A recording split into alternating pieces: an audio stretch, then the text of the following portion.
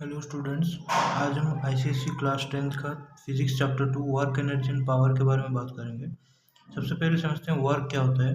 Work का मतलब होता है जब भी कोई ऑब्जेक्ट पे एक फोर्स अप्लाई होता है और फोर्स अप्लाई होने के बाद वो कुछ डिस्प्लेसमेंट करता है, या तो उसी सेम डायरेक्शन में जिस डायरेक्शन में फोर्स लगा है, या फिर कुछ थीटा एंगल के डिस्टेंस में, फोर्स से कुछ थीटा एंगल के डिस्टेंस में, तब हम उसे वर्क बोलते हैं। डेफिनेशन क्या है? Work is said to be done only when a force और its component causes a displacement in its own direction. अगर कोई ऑब्जेक्ट पे फोर्स लगा है और वो डिस्प्लेसमेंट कर रहा है, तब हम जानते हैं कि हाँ वो वर्क हो रहा है। जैसे कि हम कोई वॉल पे फोर्स लगाएंगे तो वो हम फोर्स तो लगा रहे हैं लेकिन डिस्प्लेसमेंट नहीं हो रहा है। अगर डिस्प्लेसमेंट नहीं हो रहा है तो वो वर्क डन नहीं है, समझे? तो वर्क नहीं होगा वहाँ पे। क्या क्या फैक्टर्स हैं जो डिटरमाइन करते हैं कि वर्क हो रहा है या नहीं हो रहा है? सबसे पहले तो फोर्स। कोई भी ऑब्जेक्ट के ऊपर पहले फोर्स लगना चाहिए। वो डिस्प्लेसमेंट करे ना करे, पहले फोर्स लगना चाहिए। फोर्स लगेगा तब हम जाके दूसरा पॉइंट देखेंगे कि वो डिस्प्लेसमेंट कर रहा है नहीं कर रहा है। तो सबसे पहले फोर्स देखेंगे, फोर्स लग रहा है कि नहीं। तो there must be a force acting on a body. Okay. Then second point क्या है? जो फोर्स उस ऑब्जेक्ट पे लगा है वो फोर्स कुछ डिस्प्लेसमेंट कर रहा है कि नहीं। अगर कुछ डिस्प्लेसमेंट कर रहा है तो हम बोलेंगे कि हाँ वर्क हो रहा है। अगर 1 न्यूटन का भी फोर्स लगा है और वो कुछ डिस्प्लेसमेंट कर रहा है, तब भी हम बोल सकते हैं वर्क हो रहा है, समझे? अगर हम 10 न्यूटन का 20 न्यूटन का फोर्स लगा रहे हैं लेकिन डिस्प्लेसमेंट जीरो मीटर डिस्प्लेसमेंट हुआ है, तो हम बोलेंगे कि वर्क नहीं हो रहा है। उसके बहुत सारे एग्जांपल्स पे हम बात करेंगे। जैसे कि एक सिंपल सा एग्जांपल है कि boy carrying his school bag in his shoulder. तो वो क्या वर्क कर रहा है? वर्क नहीं कर रहा है, क्योंकि बैग डिस्प्लेसमेंट नहीं कर रहा है। तीसरा पॉइंट क्या होता है? जो डिस्प्लेसमेंट होता है must be in the direction of applied force और in the direction of resolve component. मतलब क्या होता है यहाँ पे? जब भी डिस्प्लेसमेंट होगा तो वो डिस्प्लेसमेंट भी कहाँ हो रहा है वो देखना पड़ेगा। अगर डिस्प्लेसमेंट फोर्स के डायरेक्शन में हो रहा है, जिस डायरेक्शन में फोर्स अप्लाई हुआ है उसी डायरेक्शन में अगर डिस्प्लेसमेंट हो रहा है, तब हम बोलेंगे वर्क हो रहा है। या फिर फोर्स का कुछ थीटा एंगल से कुछ डिस्टेंस पे अगर डिस्प्लेसमेंट हो रहा है, तब हम उसे बोल सकते हैं कि वर्क हो रहा है। मैथमेटिकल एक्सप्रेशन क्या होता है? जैसे हमको पता है कि वर्क का मतलब होता है फोर्स कोई ऑब्जेक्ट पे लग रहा है और डिस्प्लेसमेंट हो रहा है। तो फोर्स का यहाँ पे एक तरह से फॉर्मूला भी बन जाता है कि force is directly proportional work done is directly proportional to force and work done is directly proportional to displacement. तो work done force and displacement को डायरेक्टली प्रोपोर्शनल कर रहा है, समझे? तो यहाँ पे अगर हम डायरेक्टली प्रोपोर्शनलिटी साइन हटा देंगे तो यहाँ पे एक कांस्टेंट ऑफ प्रोपोर्शनलिटी आएगा के। ओके। तो work done is equal to के इंटू फोर्स इंटू डिस्प्लेसमेंट। यहाँ फोर्स के ऊपर ये जो साइन लगा है, एरो साइन, क्यों लगा है? क्योंकि फोर्स एंड डिस्प्लेसमेंट दोनों ही वेक्टर क्वांटिटी है, इसलिए work done is the product of, mathematically हम ये भी बोल सकते हैं कि work done is the product of force and displacement in the direction of force. समझे? ये W क्या है? वर्क डन है। K है कांस्टेंट ऑफ प्रोपोर्शनलिटी, F है फोर्स एंड S है डिस्प्लेसमेंट। यहाँ पे देखिए मैथमेटिकल उसका डेफिनेशन भी दिया गया है कि मैथमेटिकली वर्क क्या होता है? वो फोर्स एंड डिस्प्लेसमेंट का प्रोडक्ट होता है। आप इसको आज डेफिनेशन भी लिख सकते हो।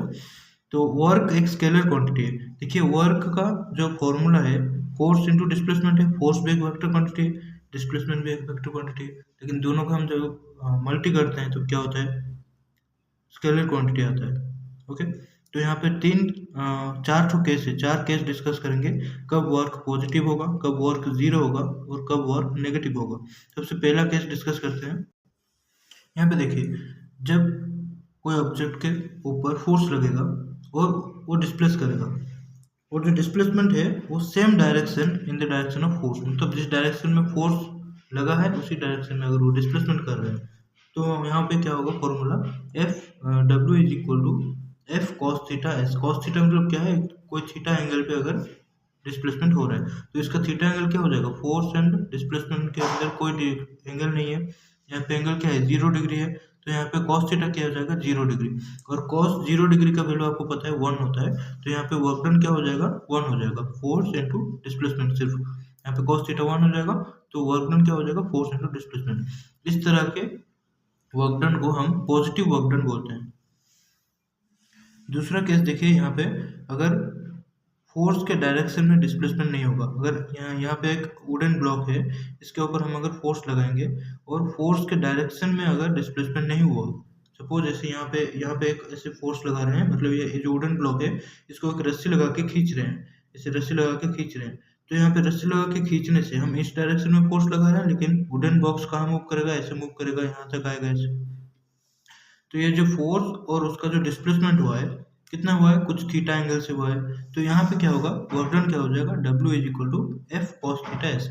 कॉस थीटा का वैल्यू जो आएगा, सपोज कॉस थीटा का वैल्यू 45 आया, तो हम 45 का वैल्यू रखेंगे, समझे। कॉस थीटा का वैल्यू 60 आया तो 60 का वैल्यू, 30 आया तो 30 का वैल्यू रखेंगे। तो वर्क डन यहाँ पे क्या होगा, F cos theta into S, मतलब force cos theta into displacement.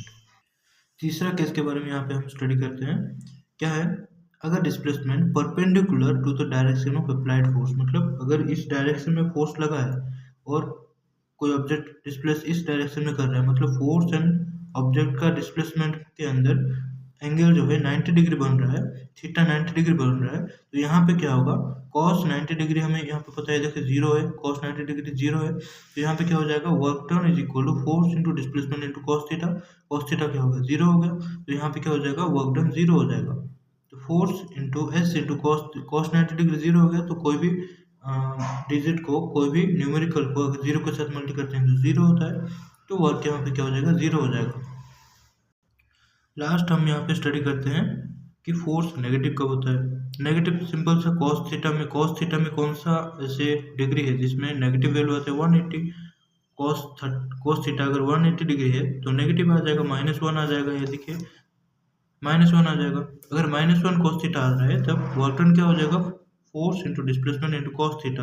cos theta क्या है, 180 डिग्री -1, तो फोर्स इंटू डिस्प्लेसमेंट भी क्या हो जाएगा, माइनस में आएगा, इसका मतलब नेगेटिव में आएगा।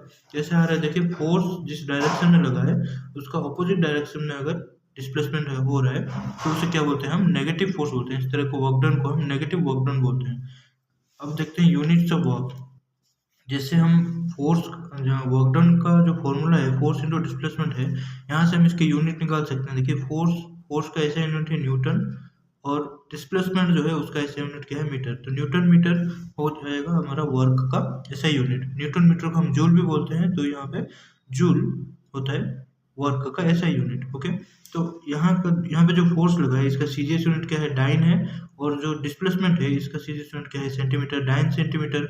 और हमारा वर्क डन का सीजीएस यूनिट क्या हो जाएगा फिर, डाइन सेंटीमीटर, या फिर हम उसको क्या बोल सकते हैं, 1 अर्ज बोल सकते हैं, समझे।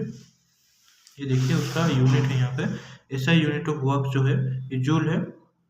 1 जूल क्या डिफाइन होता है, जब भी कोई ऑब्जेक्ट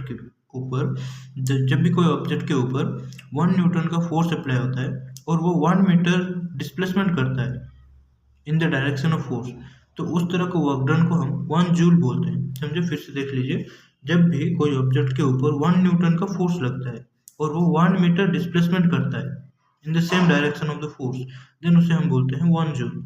यहाँ पे देखिए इसका न्यूमेरिकल भी दिया गया है, 1 joule is equal to 1 newton into 1 metre. 1 newton को हम क्या लिख सकते हैं, 1 kilogram metre by second square, and metre 1 metre. तो इसको 1 जूल को हम अगर इस तरह से लिखें तो 1 kg metre square by second square, या फिर 1 kg metre square second square inverse लिख सकते हैं 1 जूल को। 1 जूल का डेफिनेशन ये होता है।